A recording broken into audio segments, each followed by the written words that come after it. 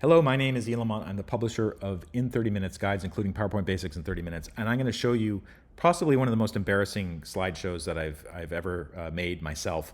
This is an old slideshow, and I'm bringing this up because I want to show you how my thinking has evolved for doing PowerPoint presentations. And this was a presentation I created about 10 years ago on using Twitter.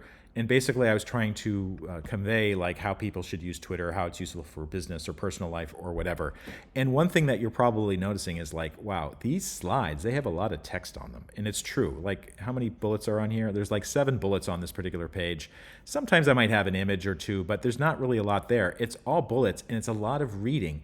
And in considering that, this is a visual thing I was talking about, I should have had more images, but I didn't. So what I was doing, it was common to what a lot of people do when they first get started making presentations, is they do just like a data dump on people.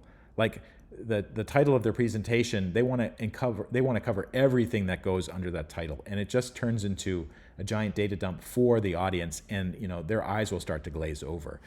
Nowadays, when I do a presentation, I really keep the information to very minimal. Like this particular presentation, this is using stock photography. Basically, I'll just say like the kind of the main point I want to make, and then expound upon that for a minute or two or something like that. I don't need to put bullets for every single fact I'm releasing. And in fact, if you do want to share particular facts that you have, like charts are wonderful. This is a chart that was from another website.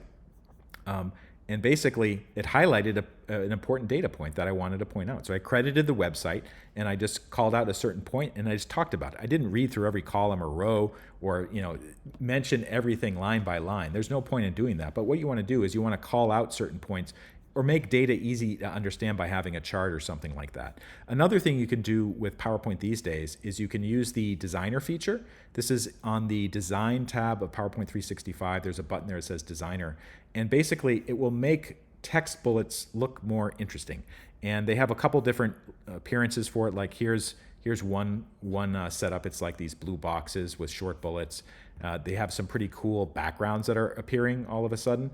And basically, it's just a matter of pressing designer and then choosing the design you like and then moving on. And compared to the old way of doing presentations, I was just using the same template. It was a very plain template and just going through that, basically lists of bullets for most of the slides. So I kind of regret that I did presentations that way a long time ago, but I learned from it. I think one thing that I saw was people advise, like, just don't have too much text on the page. There should just be like a little bit of text on your page, not a giant data dump. And I was doing that. I felt kind of bad about it, but I've learned my lessons, and my presentations, I think, are a lot more effective now.